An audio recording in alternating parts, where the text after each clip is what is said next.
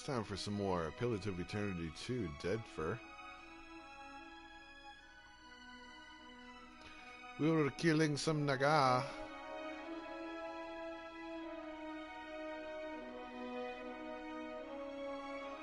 Some Nagas.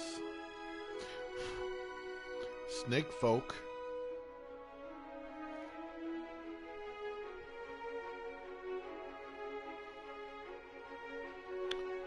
For a quest.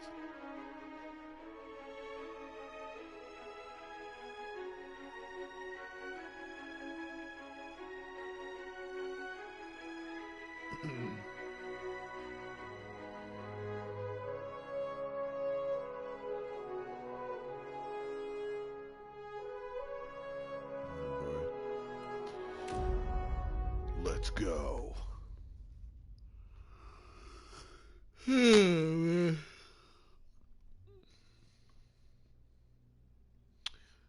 Obsidian just cut loose a patch for the Outer Worlds this morning.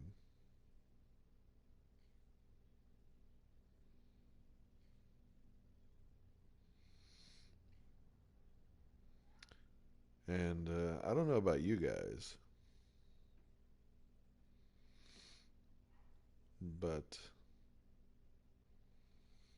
and it might sound a little silly, but I love patch notes.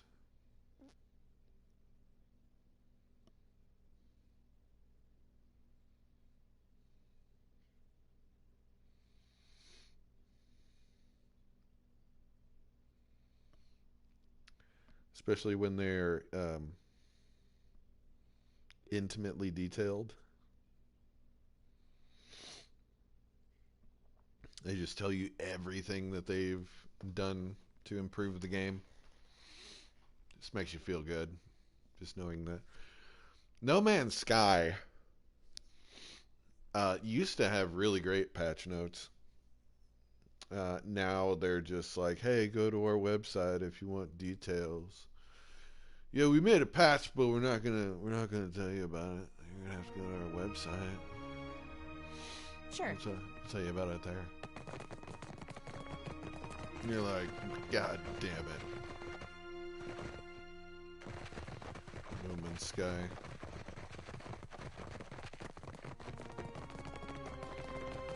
Alright, we're gonna go up to this goddamn lighthouse. Well, first, wait, yeah. This cannot last, you know. Oh my god, dude. Did you know you reek of that God. hagfish you carry? Dispose of it at once.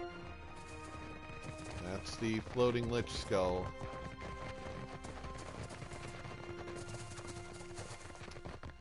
Alright, we are at the lighthouse. Here's what we're gonna do.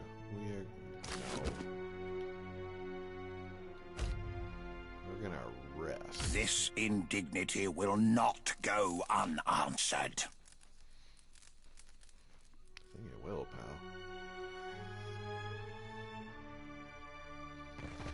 Okay.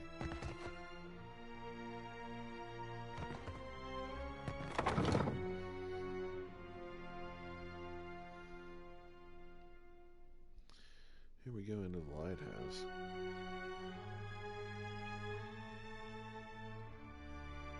This is a great game, you guys. It's a wonderful, it's a dense RPG like you would expect from the masters over at Bethesda. Or not Bethesda, Jesus Christ. Obsidian. Hey, I'll be right back, guys.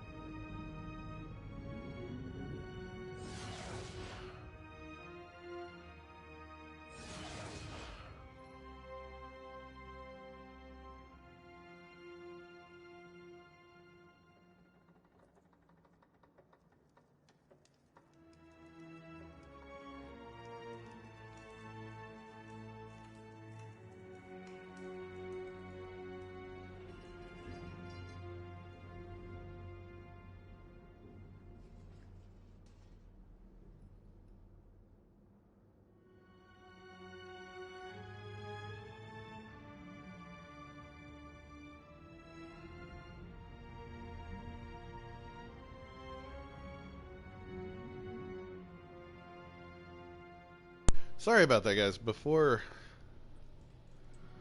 or just then, I found something in my dog's fur I had to go and cut out. I didn't want it to cause him discomfort. I'm also really hungry now because a couple of minutes ago I just watched. I think his name is Brian Shaw. It's like the world's strongest man, four-time winner of the world's strongest man. He ate I watched a video where he ate a 7-pound burrito, and it looked insanely good. Anyway. The sea-striped fiends send you to uproot the tree of the gods, yes? Their blasphemy knows no bounds. Go! Carry a warning of what you have seen to the other shufflers.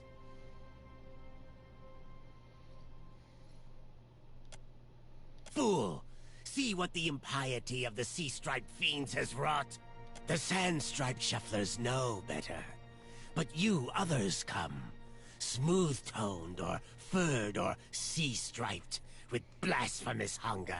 Now, foreign ones dig at these roots, and the deep hunter is with us no more. Now, the gods return to rain their punishment on these islands. Again.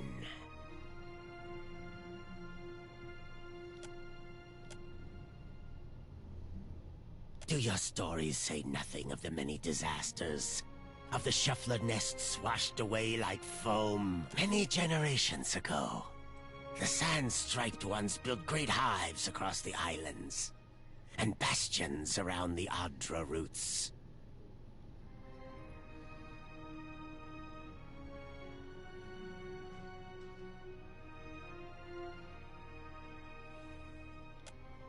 They did not build alone.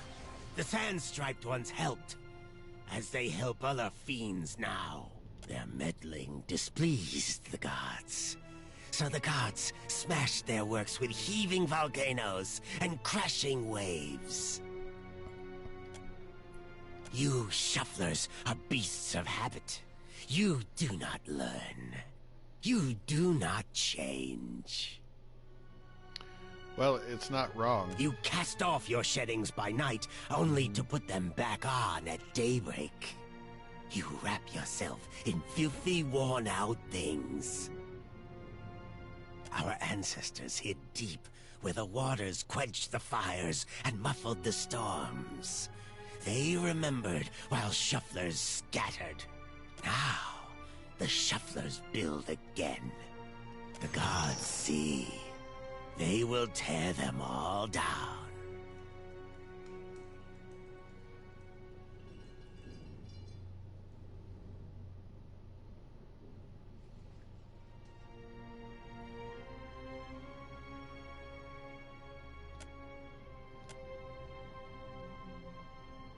If your fat tongue speaks true, then give us proof.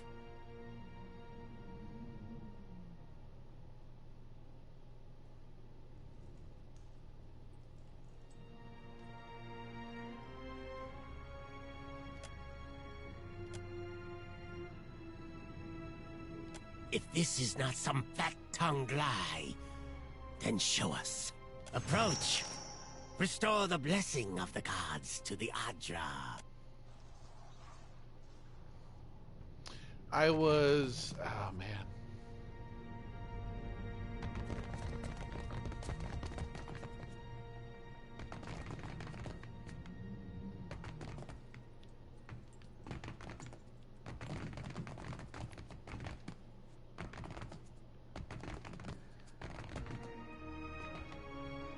Fiddle. Let me focus. There. Insufferable. God damn it. I was chewing through Cadnua's foundation long before Aothas finished the job. When the wheel has ground you all to dust, only It's so fucking will finicky. remain. There we go. As your hand touches the dim Adra, you feel the same cool, pricking sensation that you did when you touched the pillar near Port Mage. You concentrate on the pillar. The world around you swiftly falls away, leaving only the vast emptiness of the in-between. The Adra, and a multitude of golden threads undulating off into the distance. For a second time, you gather the threads in your mind and bind them together, forming a solid tether that ripples out toward its distant anchor. Again, a crack sounds from the terminus. Your consciousness is violently pulled along the cord. You are prepared for the sensation this time, but are still disoriented when you come to a sudden stop. You find yourself standing behind a familiar Titanic statue as it trudges through invisible waters, standing at Aethys's shoulder. Your soul is dwarfed by the massive god's form. Energy pulses along the tether, each wave feeding the Adra's movements. He stops. His head cranes behind him, again accompanied by the sound of stone shearing and buckling. His eyes rest upon you. He does not reach for the cord, but considers you for a long span of silence before speaking. Your first attempt to contact me was brave. This second attempt, is it born out of desperation or something else? Why do you continue to follow me, Watcher of Cadnua? That is Taliesin Jaffe, by the way. Let's see.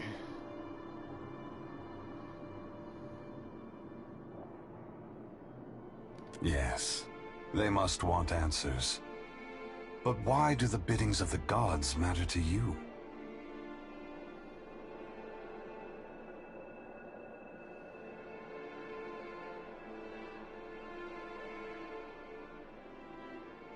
That is a cruel bargain, to be a god's pawn.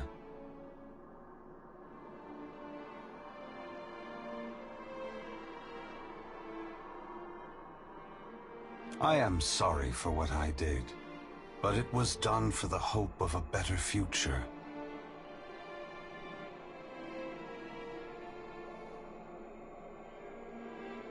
Even a god needs strength. This form requires much more than that of a mortal kith. Without those souls in Cadnua, I would never have been able to free myself. Thousands that you know of, millions unknown to you. Death follows us both, Watcher. We must always care and take care, but caring is not enough. Aethys becomes silent. You can sense his presence advancing back along the cord between you. His energy flows over your hand, tendrils of light probing into the air around you. They poke and prod at the silent lost souls hovering in your vicinity. You are in a unique position. In spite of the work of the Leaden Key and Hand Occult, you have seen through our facade. You know the gods' true nature. Without the benefit of your knowledge, few mortals would be willing to accept the true history of their gods. After all, we weren't. The last time I walked Aora, I made a mistake in not revealing my true purpose. I believe you would understand it better than most. Yes, I will tell you, but this is not the time. As I take this body farther from the lighthouse, the tether grows weaker, and I have already tarried too long. Soon this link will unravel completely. If I have not reached my destination when that happens, I will need to pull more souls from your world. It is. When you contacted me from Port Mage, I had to sever my tether to the luminous Adra. Without it, I lacked the strength to reach Hasongo. I pulled souls from the creatures of the ocean and from the people at Hasongo until I could reach the lighthouse. The soldiers and Naga there were no threat to me. I did not kill them out of malice, but simply to keep this body moving. That question, Watcher, requires a more philosophical examination than we have time for. The edges of Aethys's massive form blur and dissolve. The huge figure retreats from you. As it moves, the tether begins to rapidly unravel. As Aethys speaks, his voice sounds garbled, fragmented, and distant. If you would know more, find me at the Ashen Maw in Margren's Teeth. I must rest there before I begin my final work. When I leave that place, you will not be able to follow. Before I go, I should return some of this to you. I still have need of the great power of your soul, but I can spare you this portion. A pulse of energy moves back along the golden cord toward you. It feels familiar, comforting, even before it contacts you. Within the light, there is a dark core, roiling and violent, contrasting the warmth and brilliance of its outer shell. I have seen the darkness in you, Watcher, but will not judge you for it. Never again. Take what is yours. The energy washes over you, flooding you with feelings and memories you had thought long forgotten, until they settle back into the cracks of your soul. And then the tether and cord snap, Aethys's figure evaporating into dust that mingles with the endless gray expanse. Heat rushes over you, and the uncomfortable sensation of the Audra Pillar's presence cuts off. The gloom of the in-between is pierced by the light of the living world. You are back in the lighthouse, no longer dim. The luminous Audra beside you is filled with warmth and light. Ooh, leveled up, baby.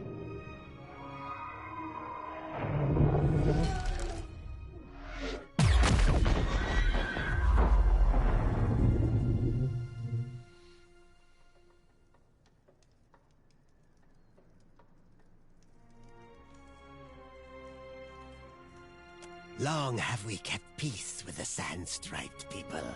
But then, the foreign ones came and spread, killed our people, built their hives everywhere.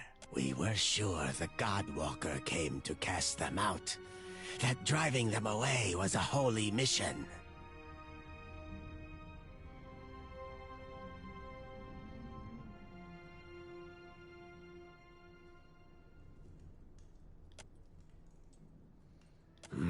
But on whose terms? We must go. I know not what this means, but our brethren should hear of it. You show us something new today, Shuffler. Thank you for this. And for your mercy. Strand of Favor. Cool. Neato, guys. And almost all of us have leveled up.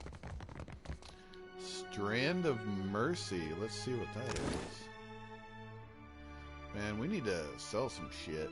Let's see.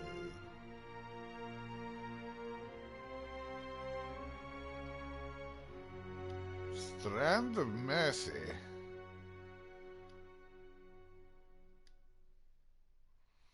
Too many outfits. Let's see. Oh, Strand of Favor.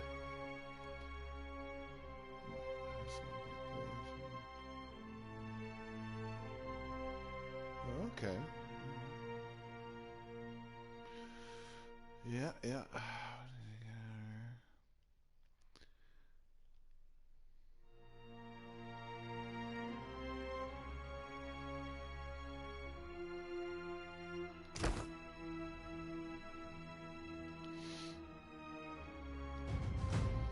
Level up, baby. Make me strong. Oh, make me strong.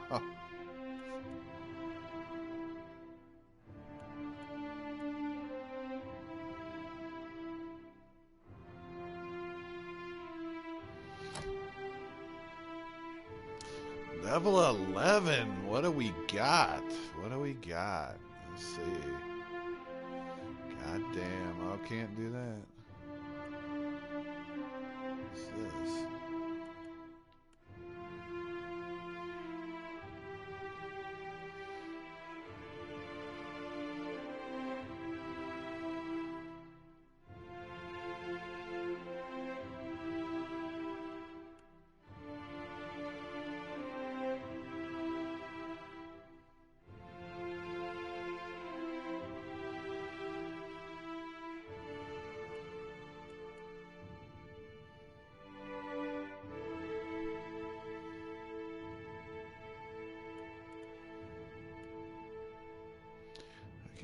Two. What do I got? Gaze of the Grimoire.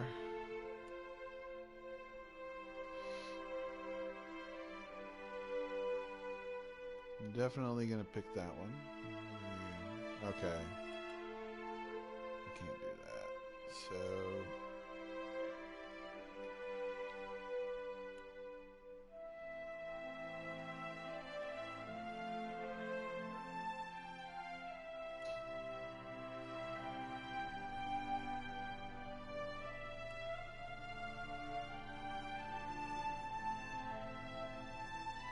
ooh, that's pretty good.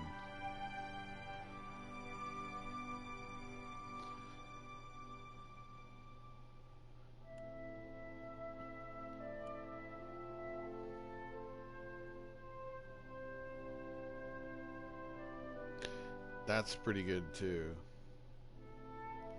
I think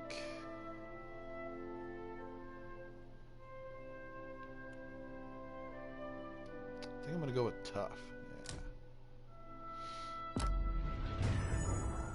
Yeah. Right here. A question, Watcher?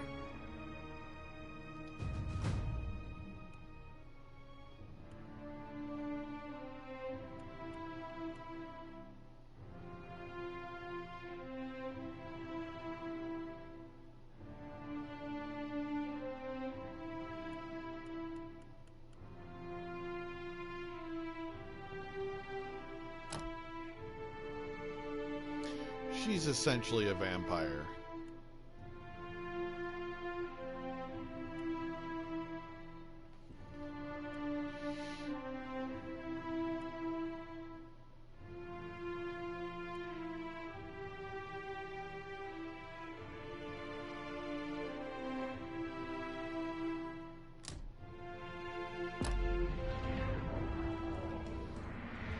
Ready.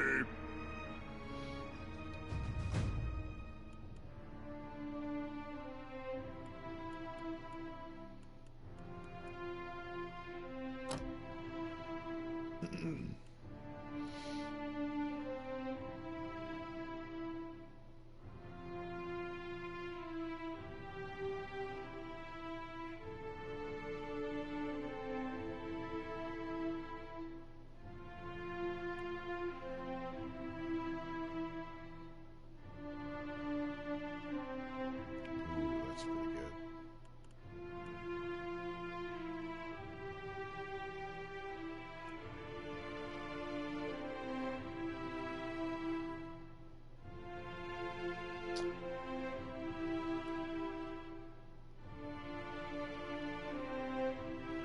Yep.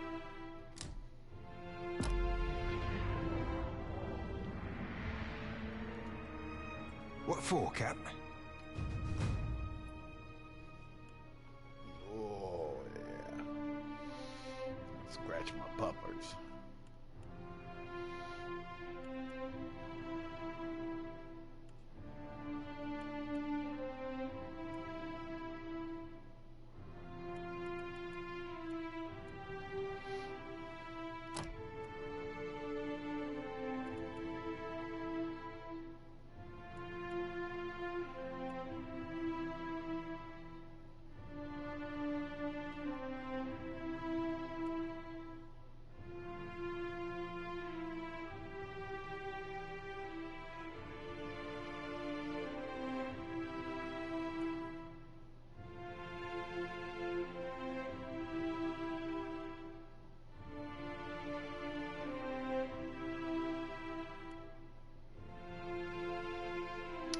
Disintegration. I dig it. Yeah, we strong. We strong. Oh yeah, baby. Why is your ignorant farmer wink? Level 11, you guys.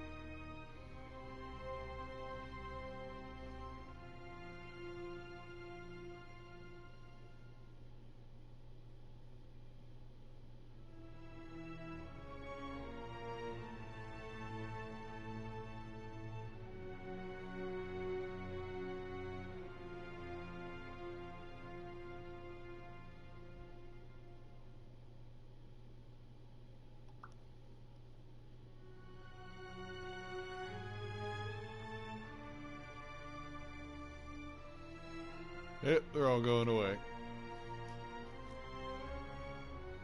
That's right. Keep slithering.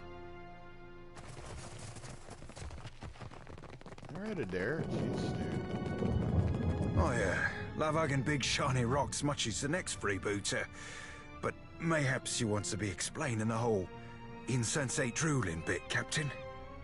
If you got something to tell us...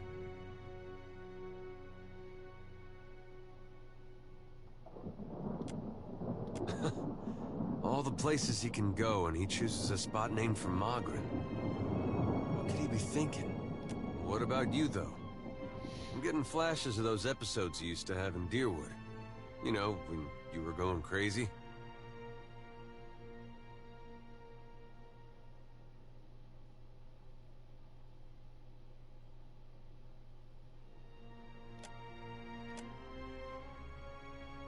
Then we be charting a course for Mugrin's tits.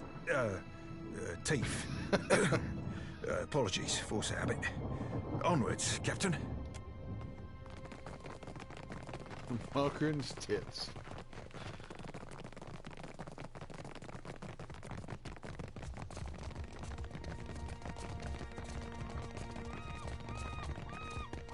Oh, we don't.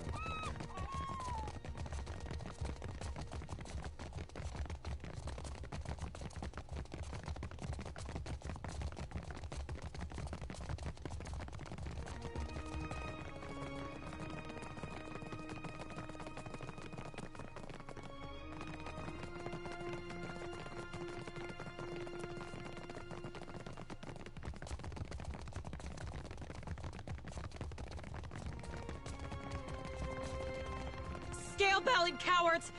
I knew they'd run! You have only delayed your Look at our death. beacon. Even the Colossus couldn't destroy it.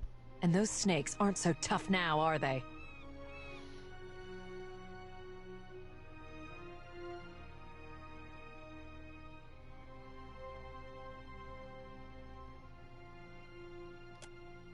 Of course. We'll rebuild bigger and better, with reinforced walls and extra cannons. Our engineers will make this place truly impregnable.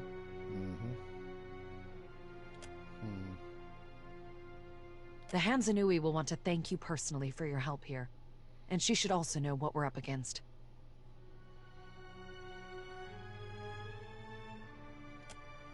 She's usually at the Brass Citadel in Nekataka.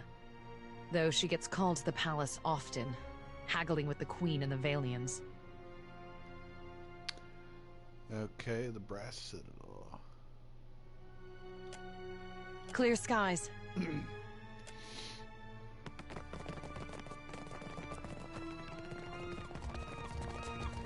Let's get the fuck out of here, guys. Back to Nekataka.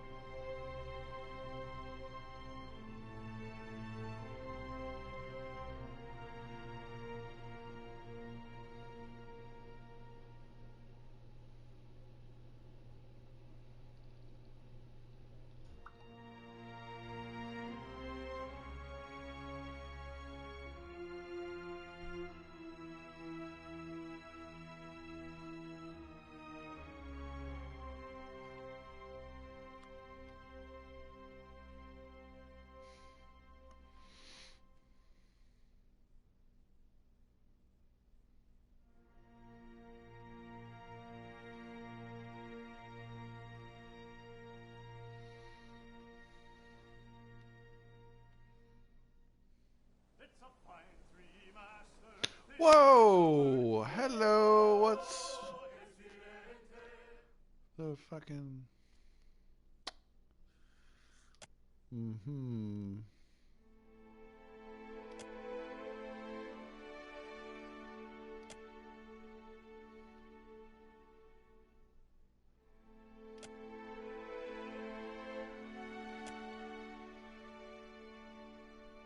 Wow.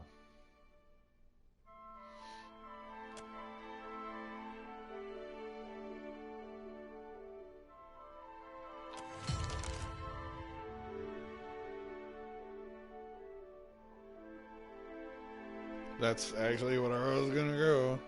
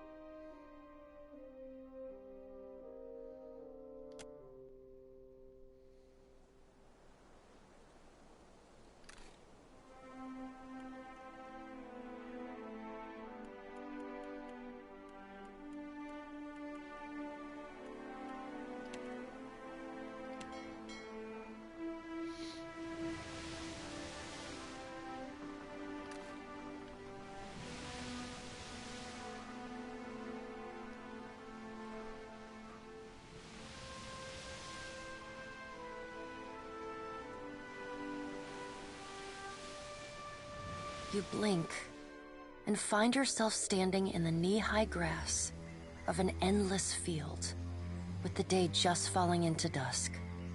Then, the earth falls away. The wind ceases, and you are sent tumbling up into the dark of the sky. Watcher. The voice of the Pallid Knight shakes the earth at your feet. You have returned to Bareth's realm.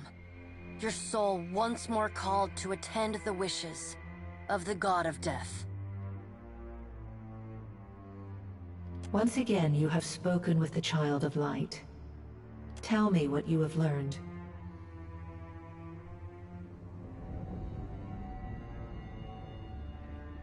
Intriguing. The Pallid Knight stares past you, pensive. While attend. Tell me what your many eyes perceive. Her words ring out, and a heavy silence. In the silence breaks the murmur of countless voices. They speak all at once in languages both known and unknown to you. In the space beside Bareth, an eye blinks open, followed fast by several more. They are round, keen eyes of Kith, the slit eyes of snakes, the small, dark marbles of birds, the bulbous lanterns of deep-sea fish. Here we are. A figure walks through the cloud of eyes as one might step through a door. It is an Orlan, then a pale elf, an ocean human, a Naga. Each of them eyeless. They are Wal. This is the first interesting thing to happen in ages, and we do so love a riddle. The figure wears an Amawa's grin, and the many voices beneath its own titter.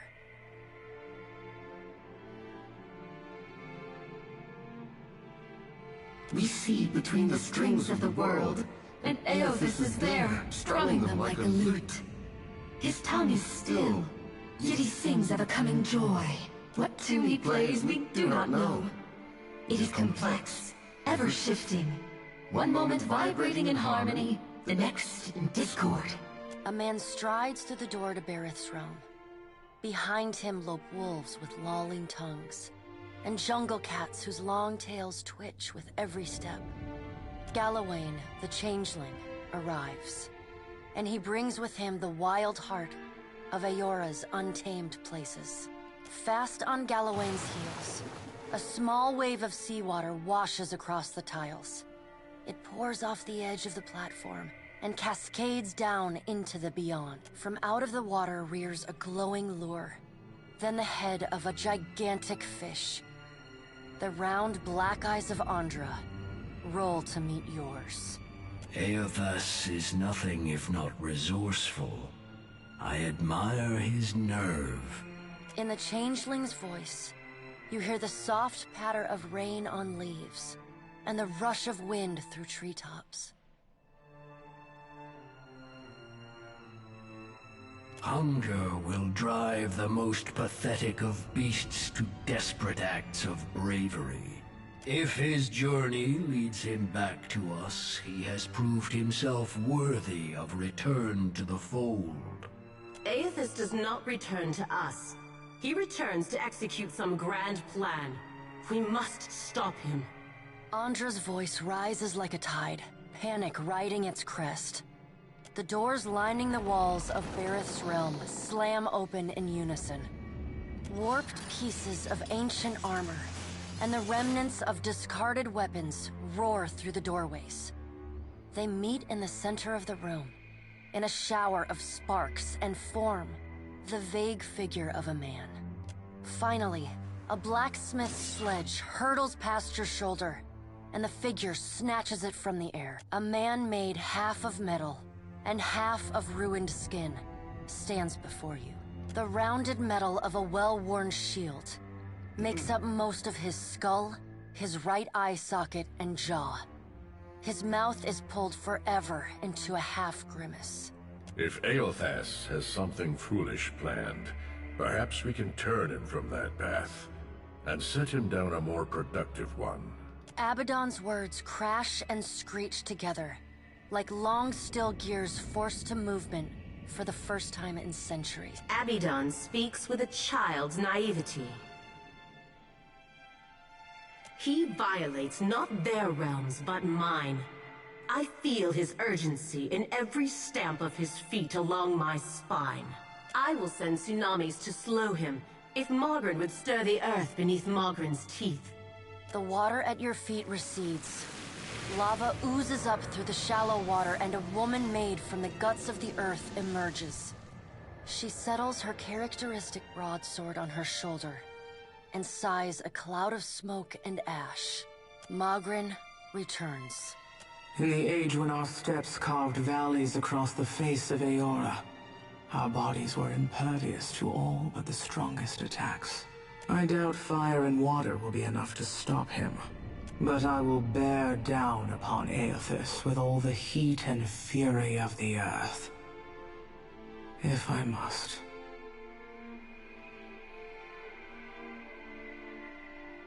The deep, bellowing cry of an aurochs shakes the ground beneath your feet.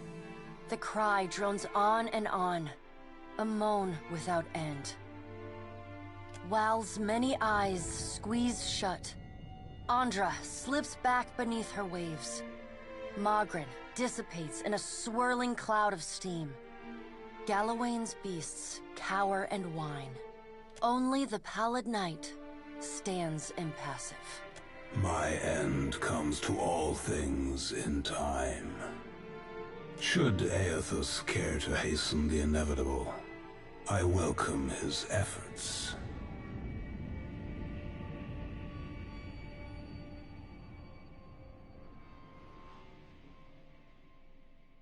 Aothas seeks a slate wiped clean. Freedom from the endless revolutions of Barath's wheel.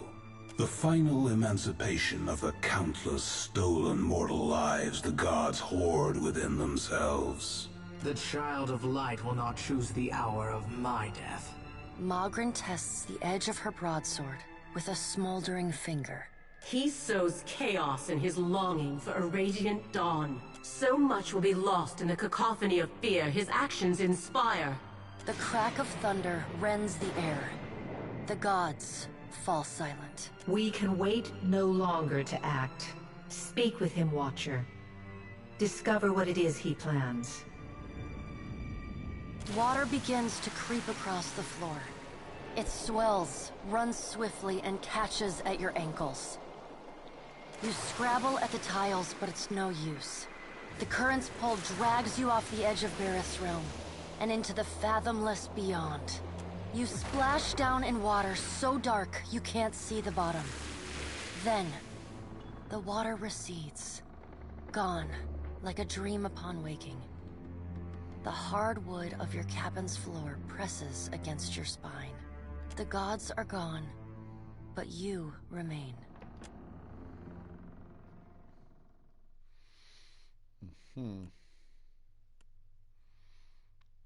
Okay.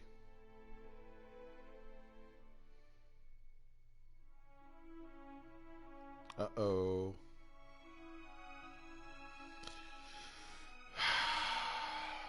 Yep.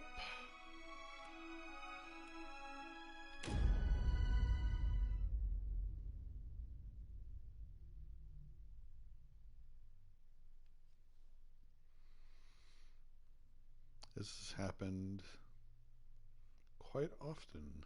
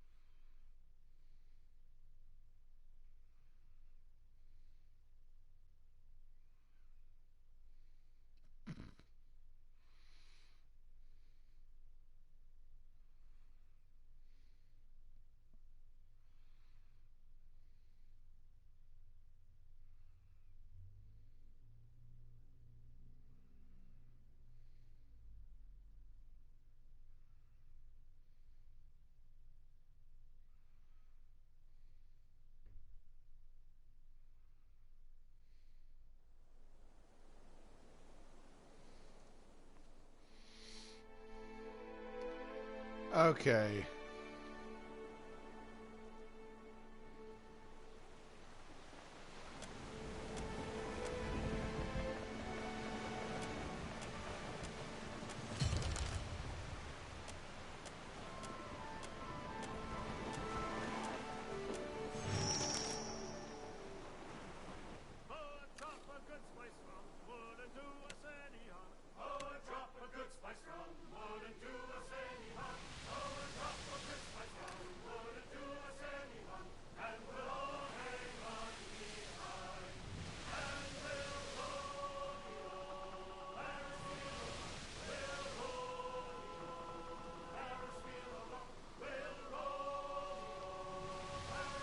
You blink and find yourself standing in the knee-high grass of an endless field. Then, Watcher, you have returned to Bareth's realm.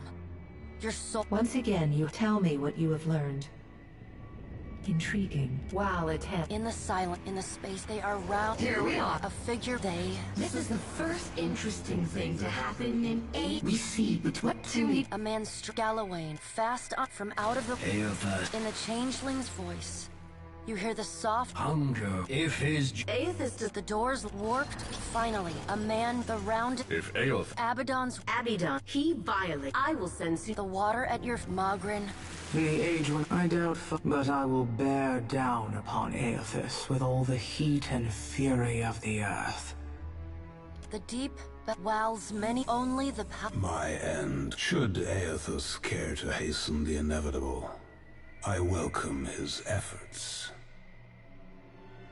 Aethus, freedom from the final... The child. He sows so much. The crack of... We can wait. Speak with him, Watcher. Water begin. You scrap, you splat. The gods are... Okay, there we go.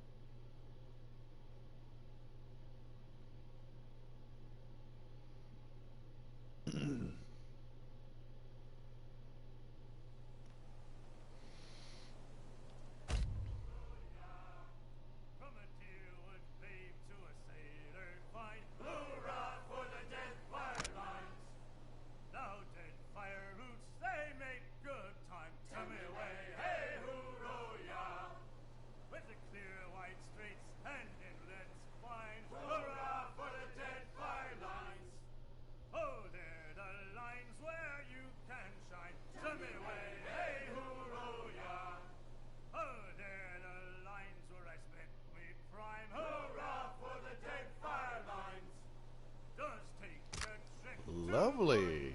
I dig it, man.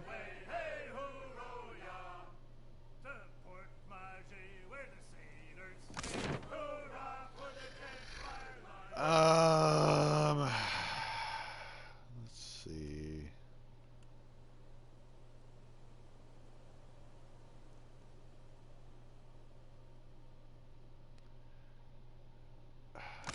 Hang on.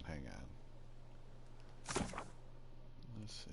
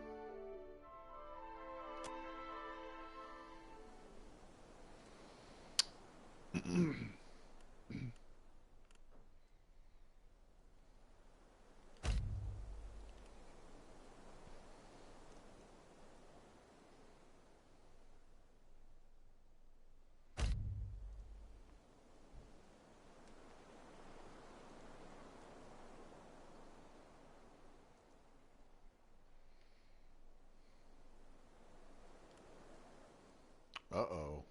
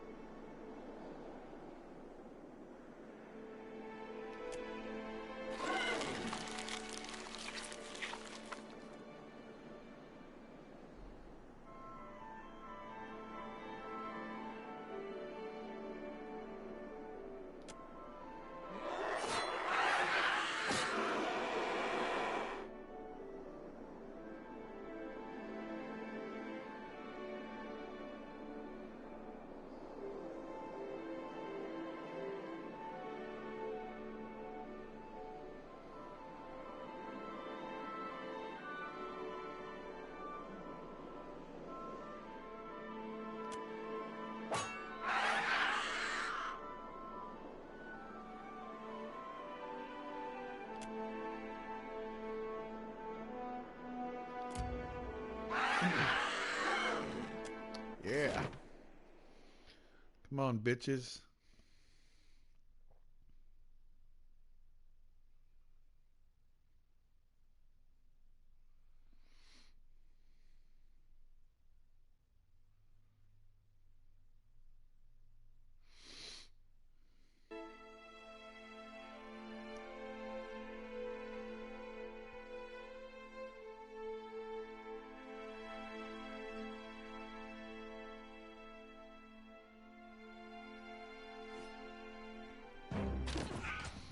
Mm-hmm.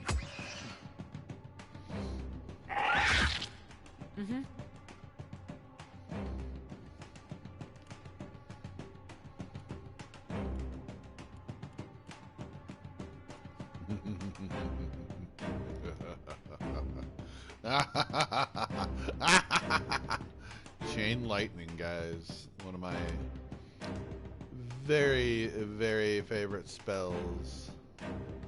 Lava Ruby on Seek. Ever wonder what happened to your old pets, Watcher? Let's walk away from this one.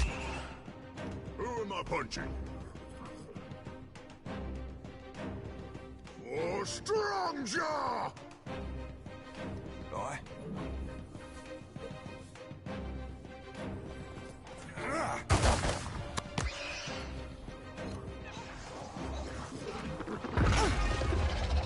Hmm? May I be a candle in the night.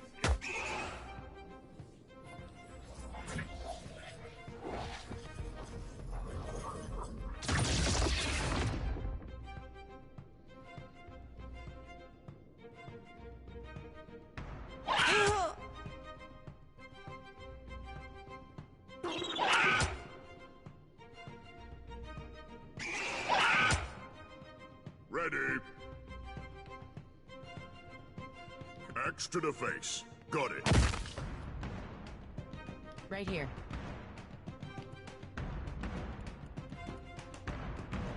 Oh.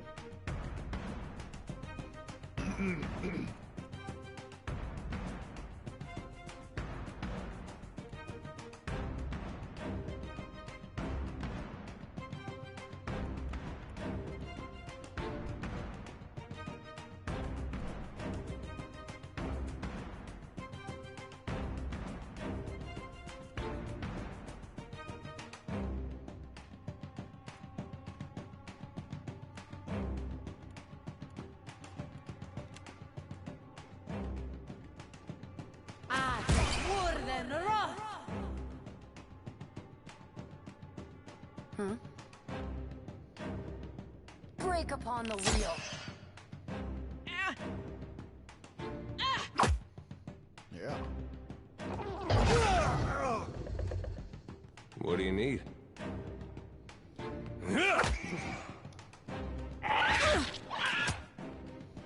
Captain?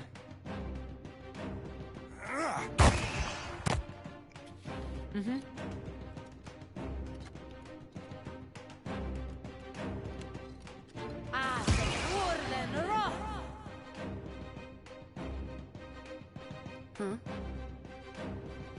Break upon the wheel. Who am I punching? Out of my way! Kaboom! You just got grogged. Yeah? Oh, no.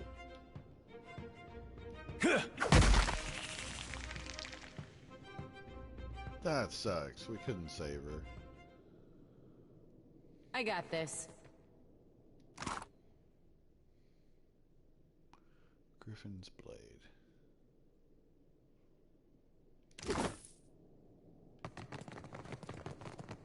Watch. Turn.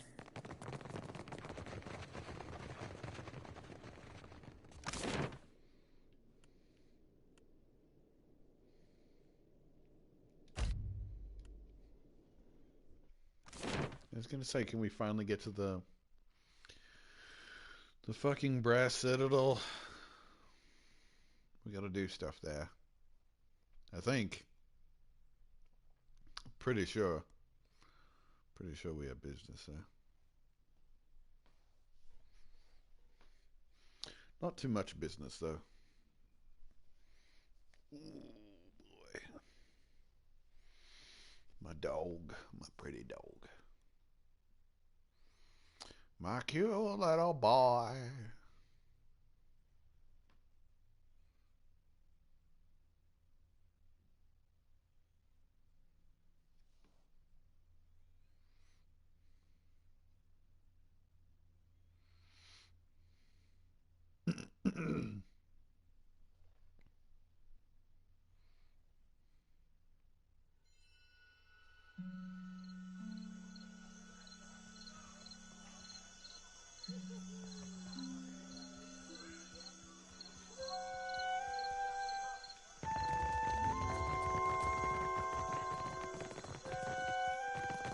Take a brush to that pirate of yours before he sheds his fur all over my things.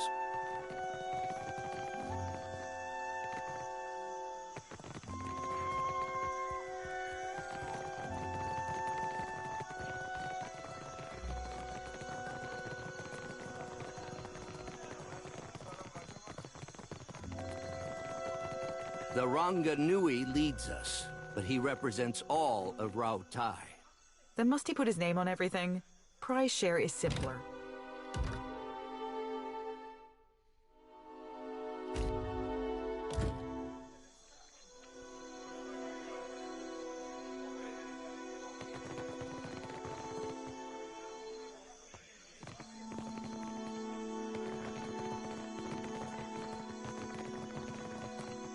Eothas will take what remains of your soul.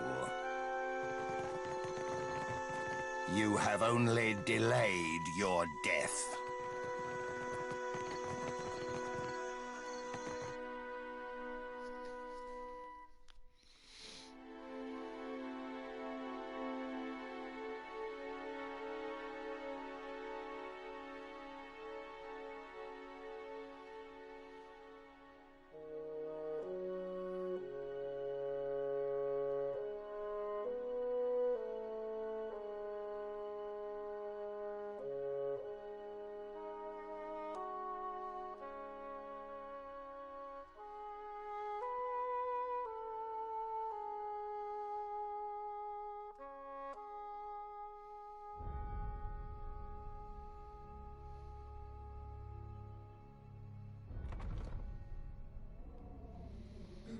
Whoa.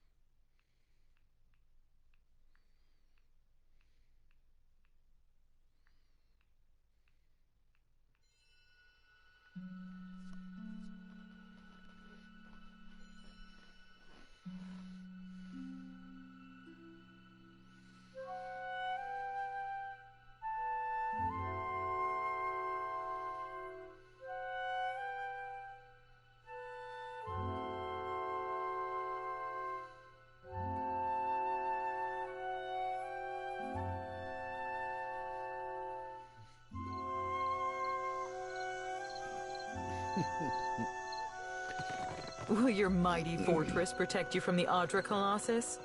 Much better than wooden huts, my friend.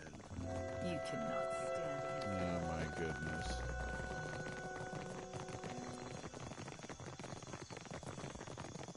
Such snark.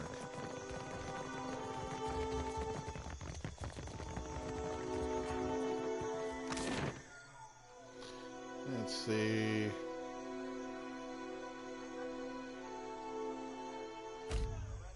Yeah, that's fine.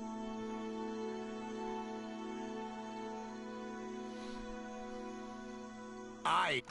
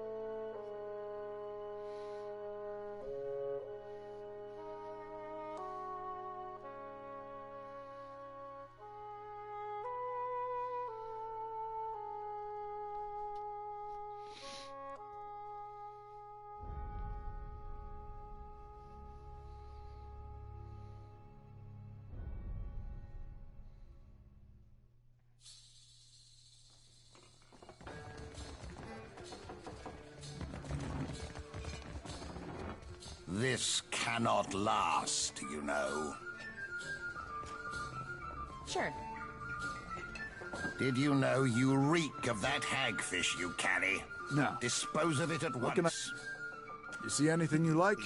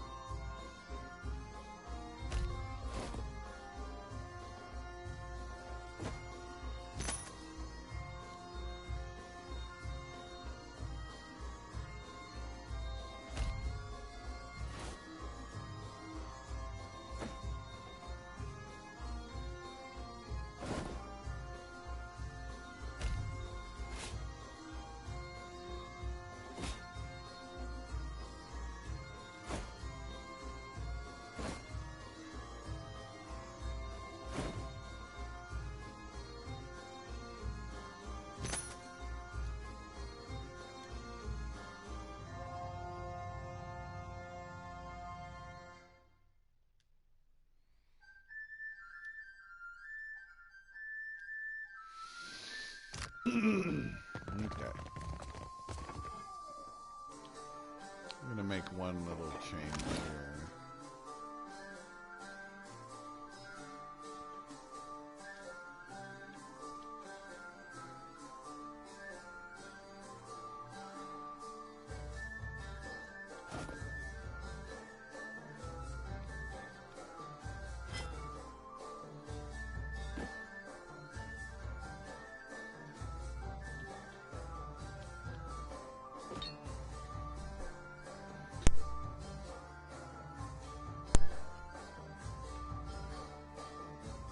There we go.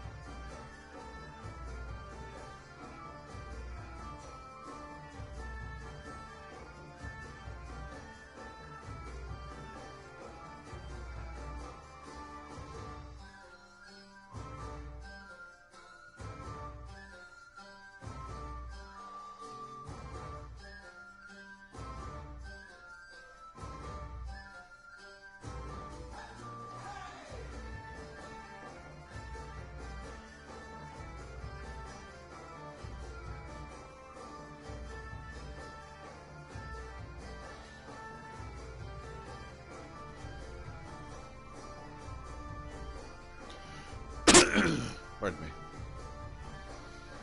Alright, let's go to the palace, you guys.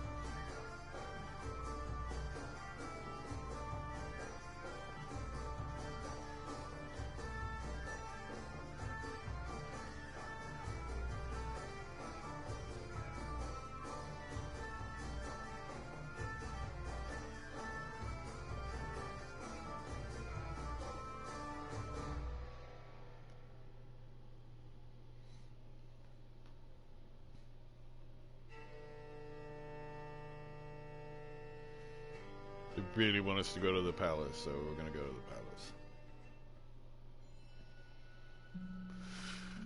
the palace. You had me right fooled, farmer. How's that? About the Watcher. Apparently had her fooled too.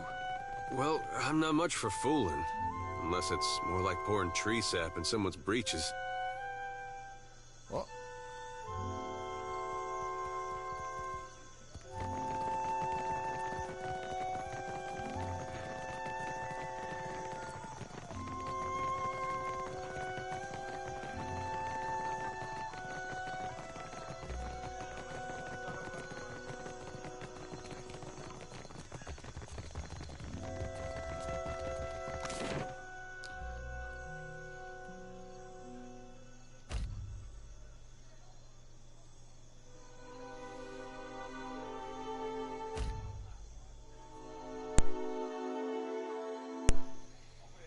Oh boy.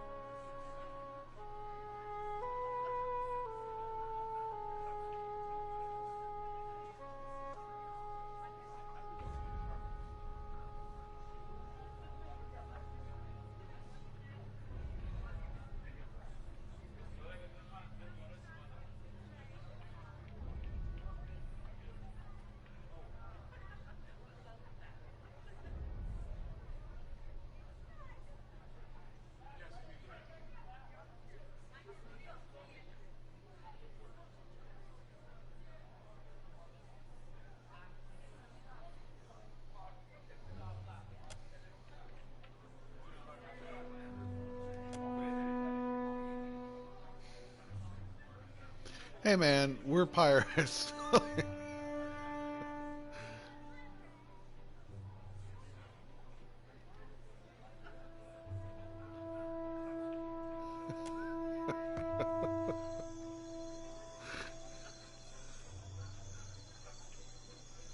Yeah.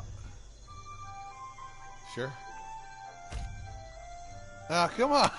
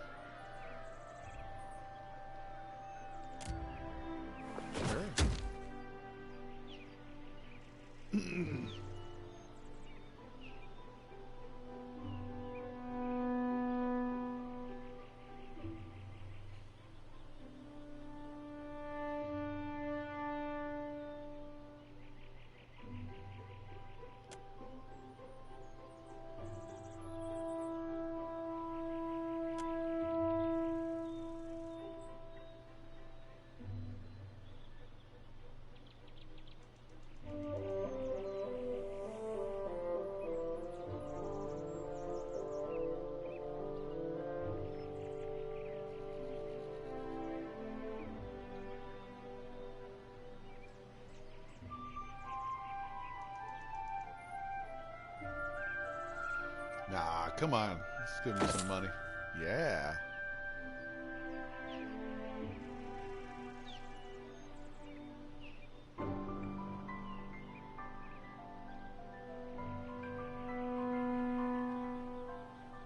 Mm-hmm.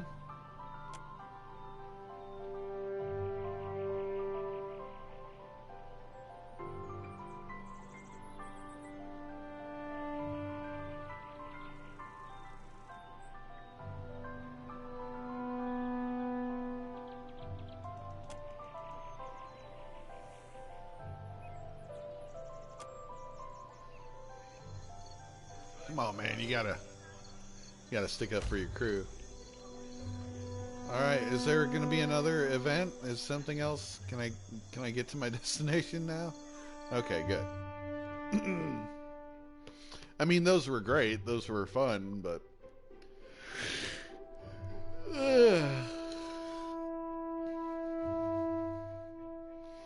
you know, when you're invited to the palace, it's just.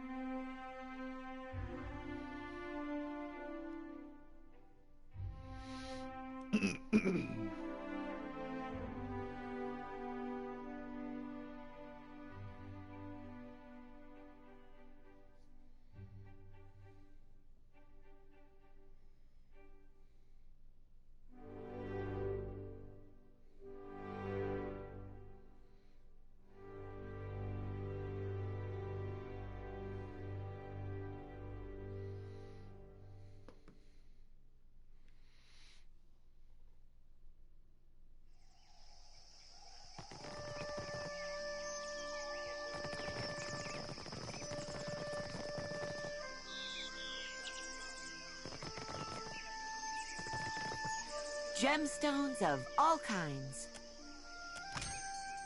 See what you got.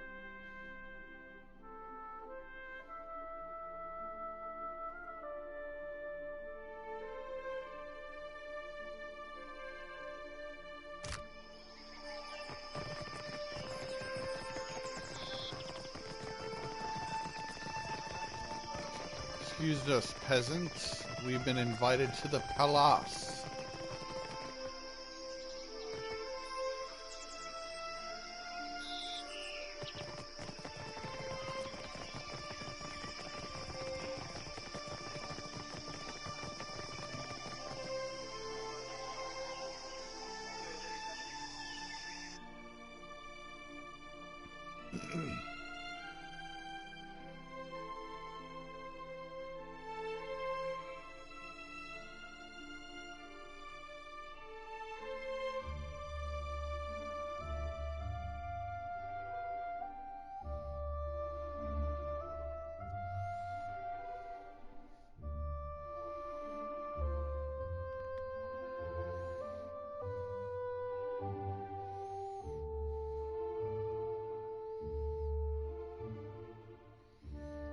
power level.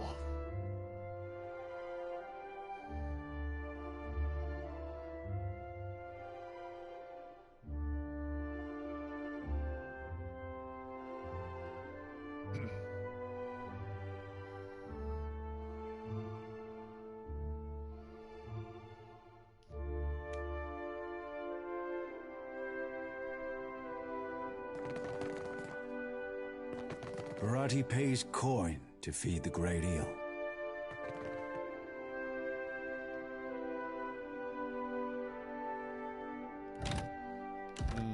Yeah, I better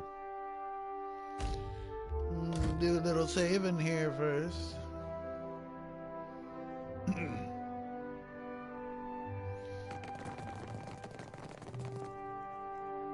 He smells one touched by the great eel, does Barati.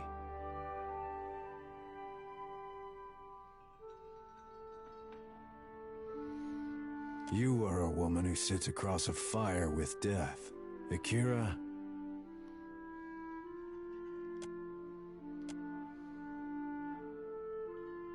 for glutting mighty Tangaloa and hurling foes into their next life, Barati can offer payment.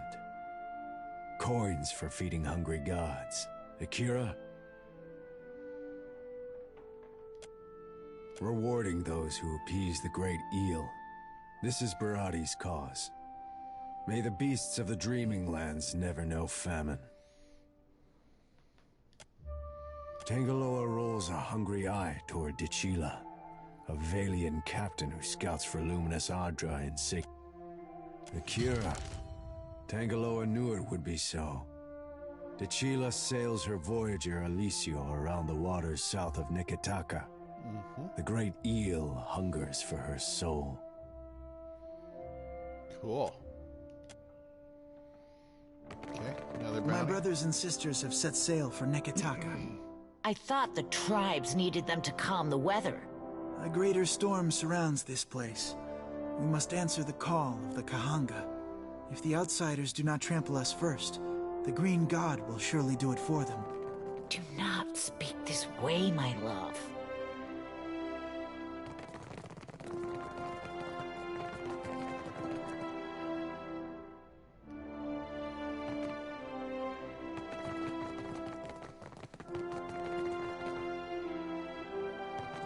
Okay.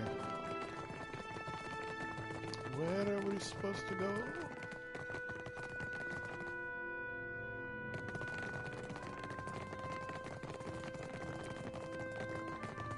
Is there a throne room? Is there...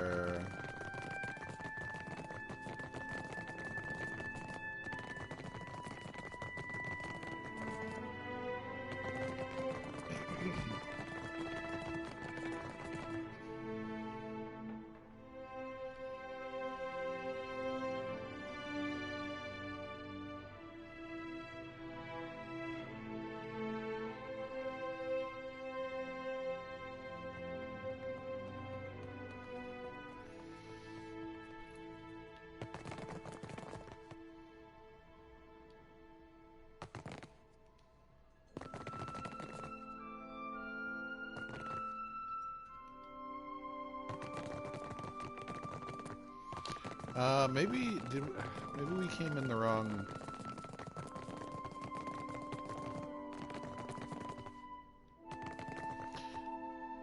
Okay, let's go to the...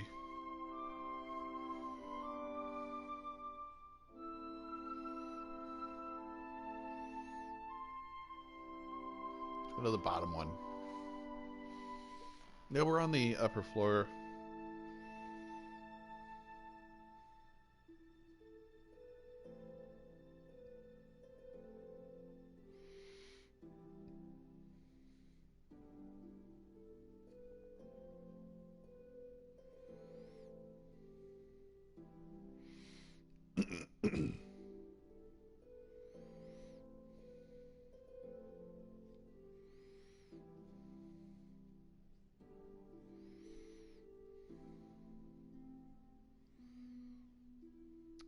Yeah, we'll go to the bottom one.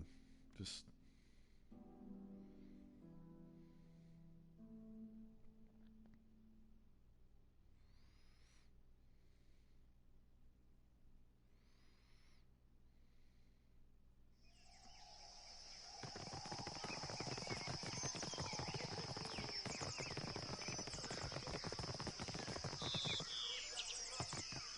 I got this. If you come to do business, outsider, you are late.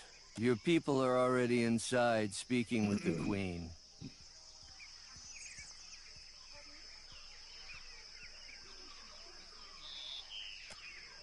They are in the throne room through the door behind me. If you should lose your way, follow the shouting. Okay.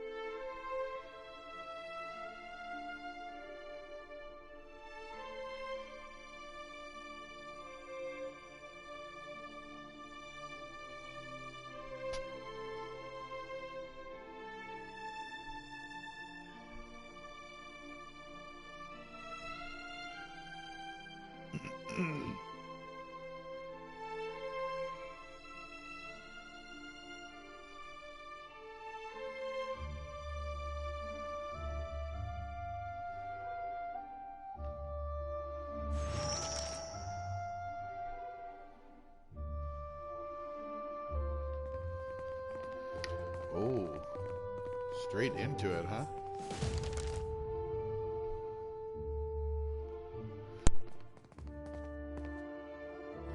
While I am flattered by the esteemed Hazanui's confidence, I must wonder how my people are meant to have destroyed an entire colony overnight.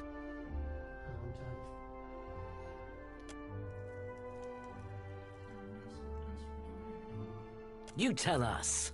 It's no coincidence that your outpost at Port Mage survived the recent storm.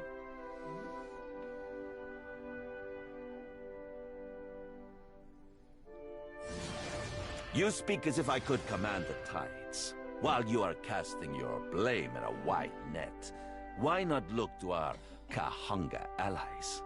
We do not share their talent for shaping water.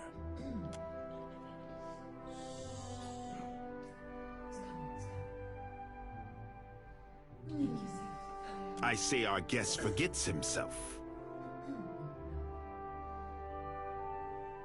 Brother, stand down.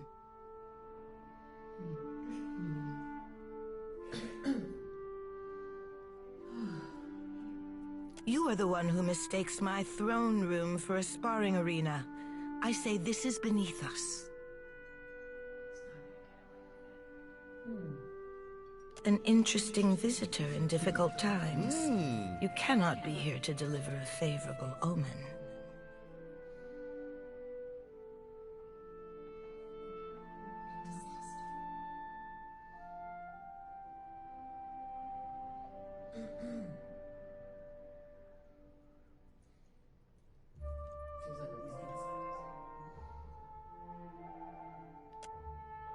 Allow me to apologize as I toss you before the wolves. This one is a watcher blessed by Tangaloa. I suspect that many of our questions about Hasongo will soon be answered.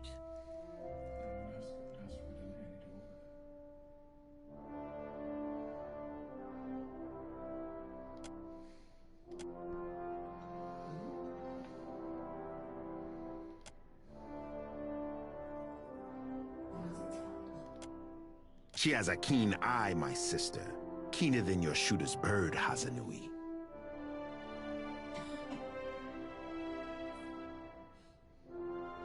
Don't listen to Amishi.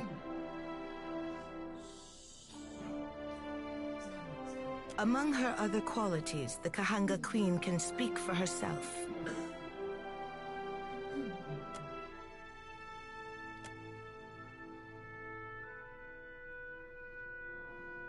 From Port Mage to Hasongo to Magrin's Teeth, Aethys follows a rich vein of Adra. It takes him northeast to more interesting territory. And from there? Your Highness, we must address this threat immediately. The Valiant Trading Company's interests are at risk. Lives have been lost, Grimternity.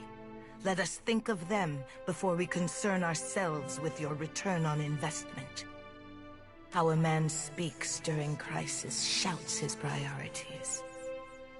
In the deepest memory of the tribes, we have told stories of Magrin's teeth. Embellished sailors' fables, Akira, but not without some truth. My people speak of treacherous seas, lakes of fire, and the ancient warriors hammered to life on Magrin's anvil.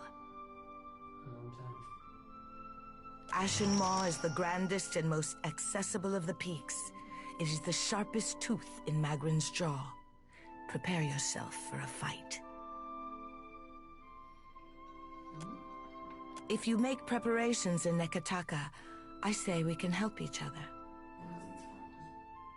Even in a time of crisis, you seek to recruit agents to pursue your own ends. On the contrary, we need someone who can get things done around the Brass Citadel. And this Watcher is exactly that kind of person.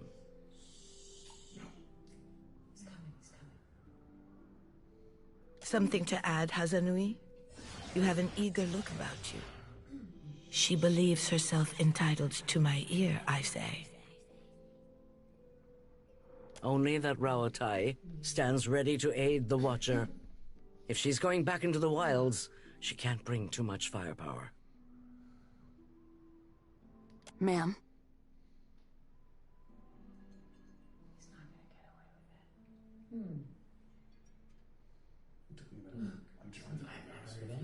Maya's an expert sailor and a better sharpshooter.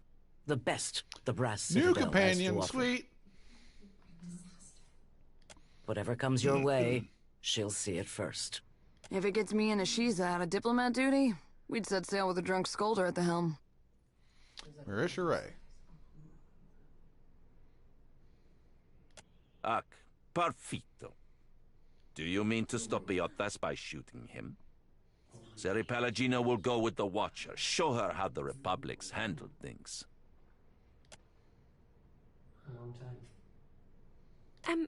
Your Excellency, Palagina Messerai has been banished? She has been seen in Queen's Berth. I can have a report to headquarters. You should feel no obligation to take on additional crew. The choice is yours.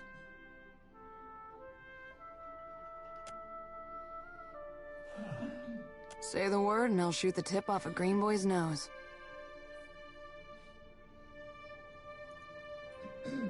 You're making a mistake, Watcher.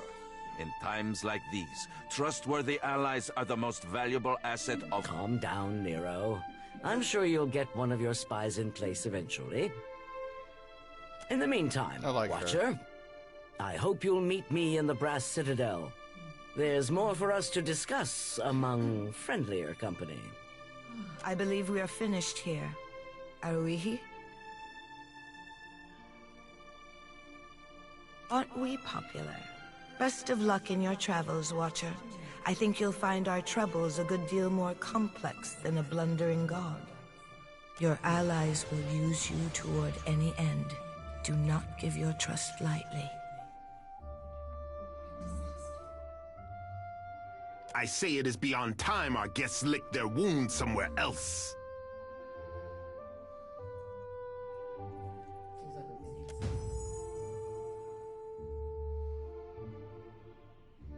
Cool.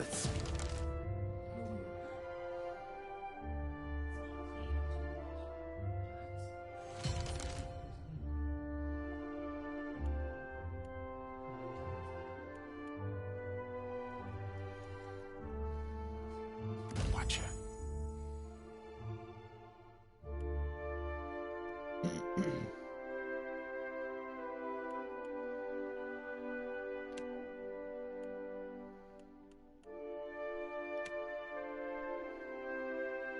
Sure.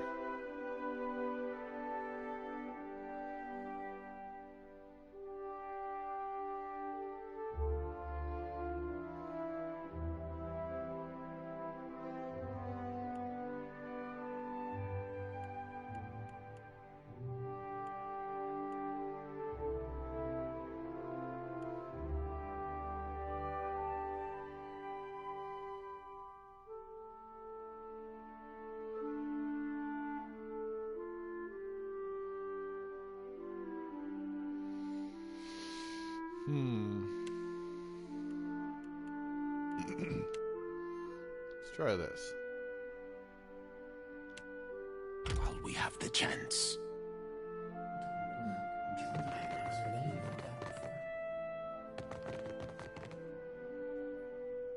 Your coming is a favorable omen already.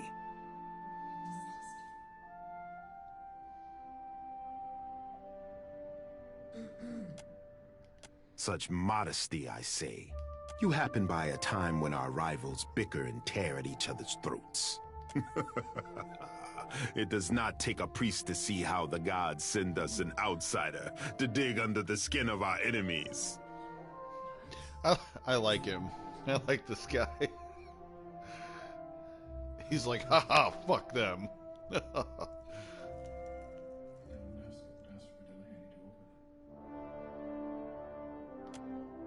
Save your manners for my sister. Kohopa fashioned me for the arena, not the court. I will not paddle around the island. My sister wants to know if you are as useful as you are disruptive. She trusts me to judge this. Akira, but I hear whispers that you visited the Hazanui's Adra lighthouse and survived. Too much has happened for you to waste words with the royal brother. From now on, you work with Onikaza as an honored guest of her rooftop garden. Ooh. Only, be kind to her cats. Cool. Can I sit in the throne?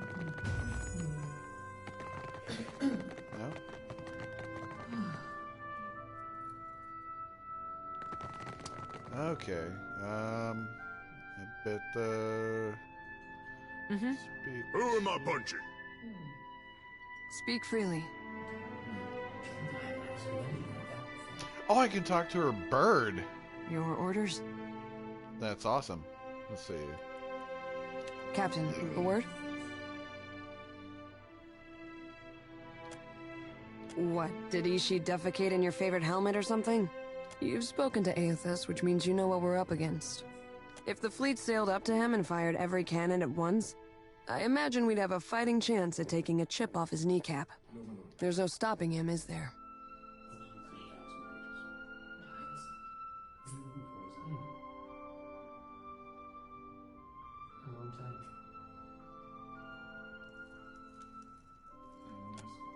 So, that's a no? I suppose there's a certain appeal to recognizing the inevitable. We don't have to waste our breath trying to stop it.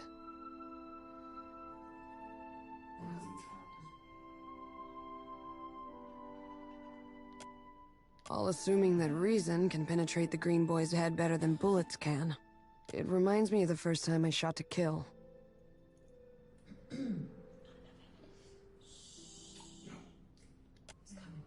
There he stood, a pirate captain barking orders from the forecastle. Out of everyone's range but mine.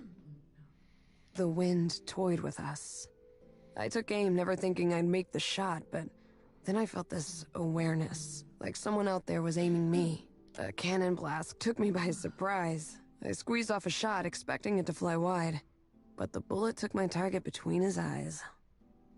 I don't know if Bareth kicked open a door or the Sky Mother held my hand, but that man was meant to die. I've got that same feeling now. Better or worse, I know that Aethys is meant to succeed.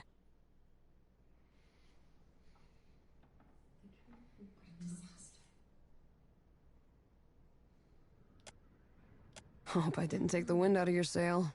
Whether or not we can change anything, at least we can say we were there. That's more than most people get.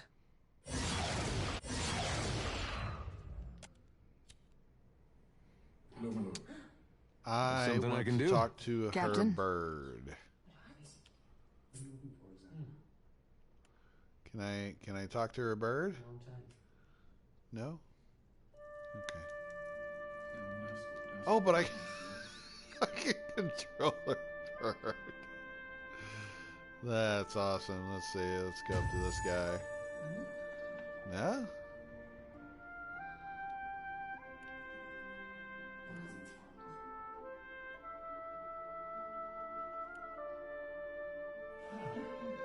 That's... Speak freely. You were saying? What do you need?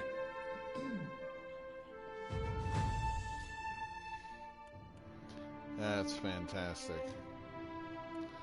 Yep.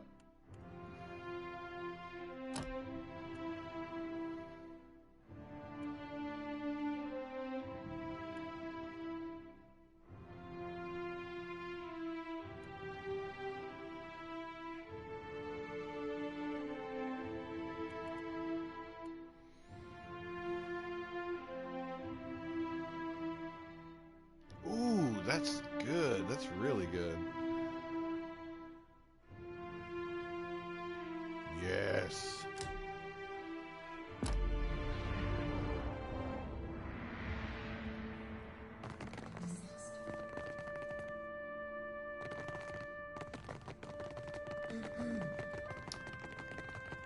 Okay, so rooftop garden it is, guys.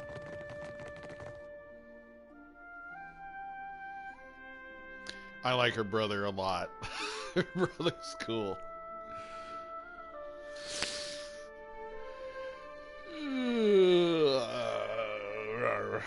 Rawr. Rawr. I'm talking to my dog. Rawr.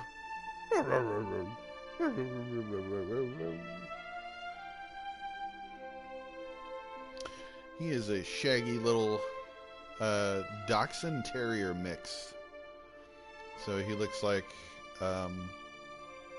just a really, really shaggy Dachshund.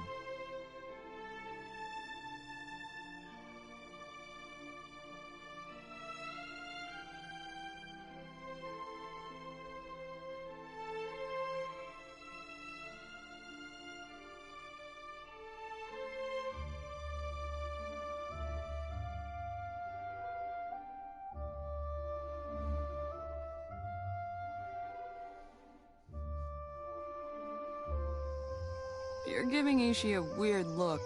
What did he do? I'm not giving him a weird look. He's giving me a weird look. Be right there.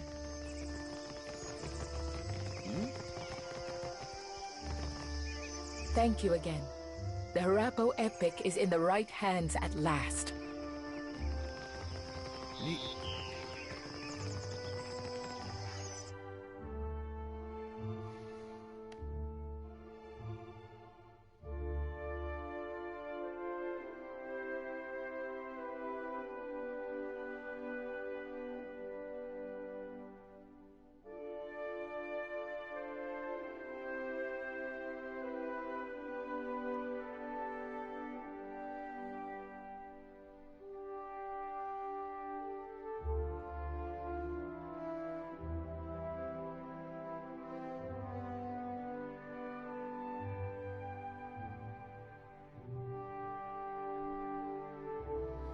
Damn.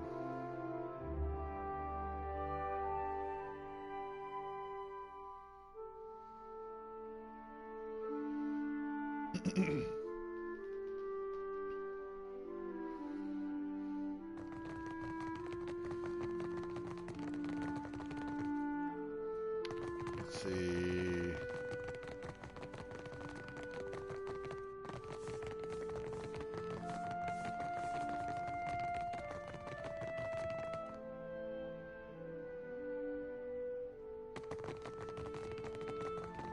Wasn't there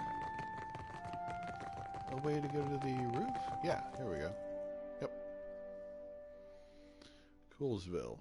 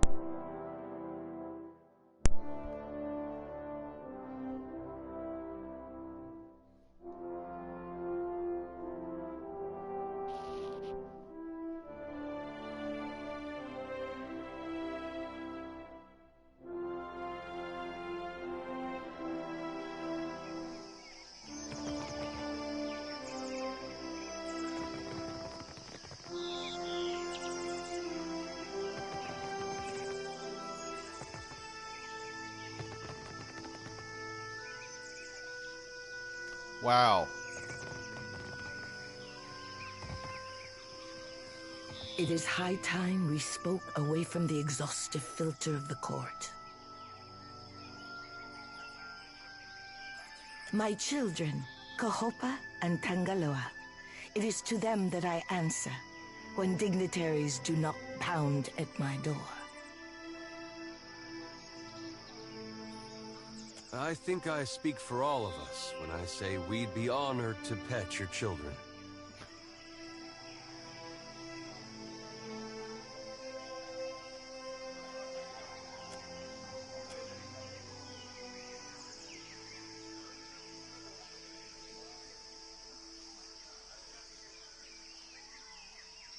A messenger from the jaws of Tangaloa speaks with the voice of wisdom and change, I say. I must keep the city's peace, and I have only so many arms and eyes. While the Deadfire screams, I would see Neketaka outlast the storm to come.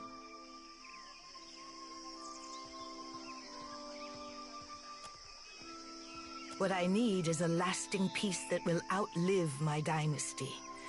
But I will accept peace of mind for now. What do you know of my water shapers, Herald of Bareth?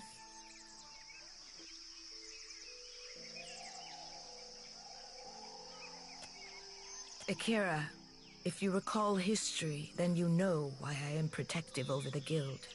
My water shapers are the levy holding back Rauatai's advance. An adept standing at the prow of a war canoe is enough to send the fleet scrambling for the shallows. Don't get too cozy, Highness. That false sense of security will get you into trouble. Akira, I would not want your employers to think me easy prey. This reminds me, I owe the Hazanui a basket of koiki in remembrance of the Battle of Nekaroatl.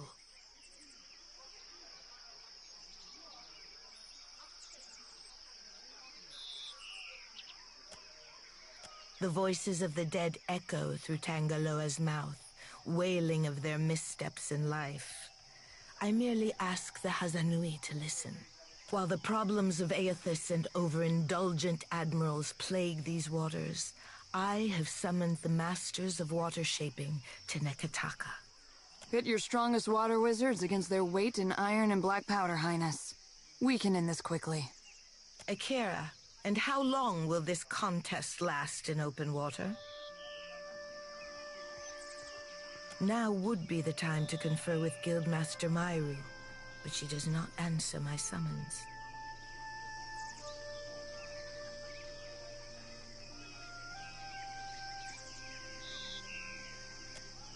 It is too early to grow a forest from this coconut, but I would not dispatch you if I felt at ease.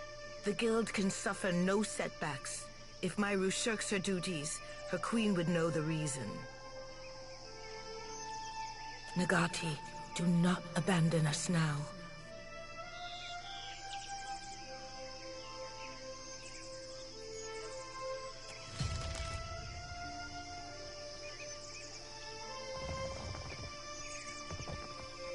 Can I just, like, pet the tigers? Oh, I see. They're shaping the water over here. Waterbenders.